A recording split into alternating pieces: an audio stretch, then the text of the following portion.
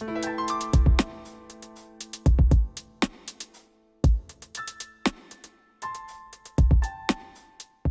so I think we've learned that gender and families is very important for the development process.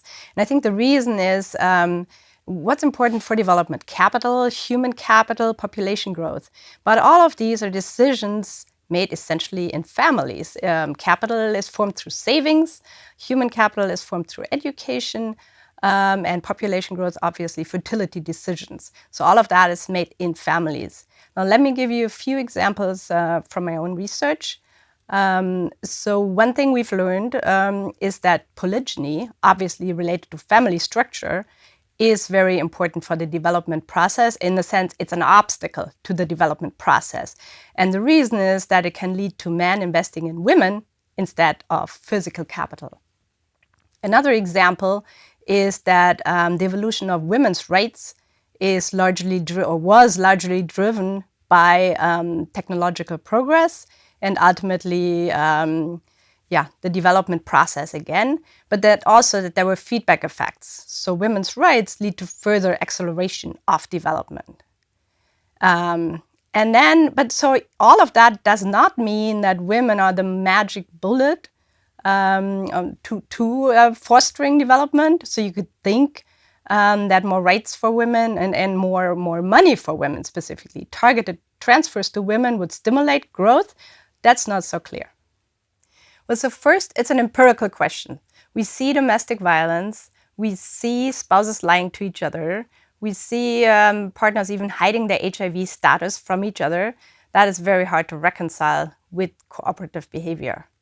Second, as economists, we model limited commitment, information frictions, strategic behavior in other areas of economics all the time.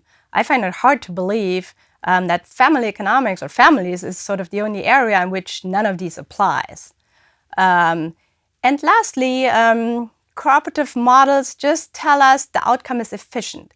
It doesn't tell us what point of the contract curve we're on. So for example, a husband consuming everything and the wife nothing is probably also efficient, but it's also very different from an allocation from equal sharing. So I think strategic interactions can sometimes be quite useful in determining which point on the contract curve you're on, or in other words, what the sharing rule is.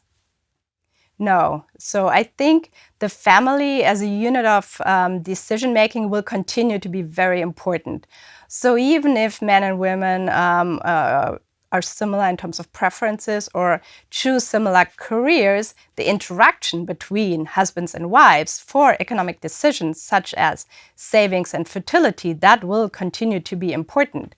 Some of the gender roles will be chosen endogenously, or different choices will be made, even if they are quite similar. And even if women choose the same careers as men do, the interaction between them may be quite important for fertility decisions, for example. And I think we need models of the family to understand that. So let me give one example. So birth rates are extremely low in many European countries today.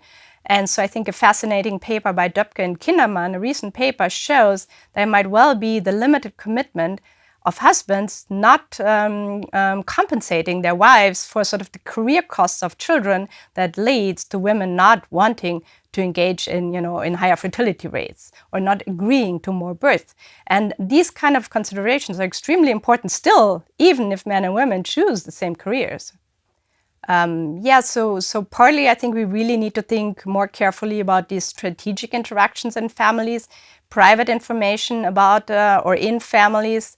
So for example, thinking about private information in preferences, I think there's a big incentive to hide personal preferences from your partner. You can inflate the goods that you care about and you want to privately consume, and the public goods, you just pretend you don't care. I think thinking about that more carefully through economic models is very important. I think it would lead to sort of a difference between sort of the true sharing rule and the perceived sharing rule or the stated sharing rule. So I think following up on that and thinking more about private information considerations is an interesting way forward. That's one thing.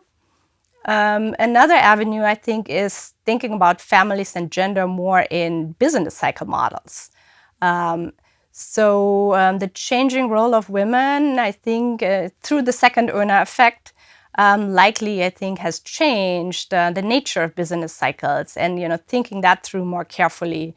So another recent example is work by Stefania Albanese, who shows in her work that the jobless recoveries of recent times were likely driven by the changing role of women, the flattening of the increase in female labor supply over time. Well, it's a fun job. It allows me to work on something I'm really passionate about. So it's really fun. At the same time, what I would tell young female economists, don't be afraid of it being a male-dominated sort of profession. There's still lots of women, lots of fascinating female researchers that can serve as excellent role models. There are plenty of those.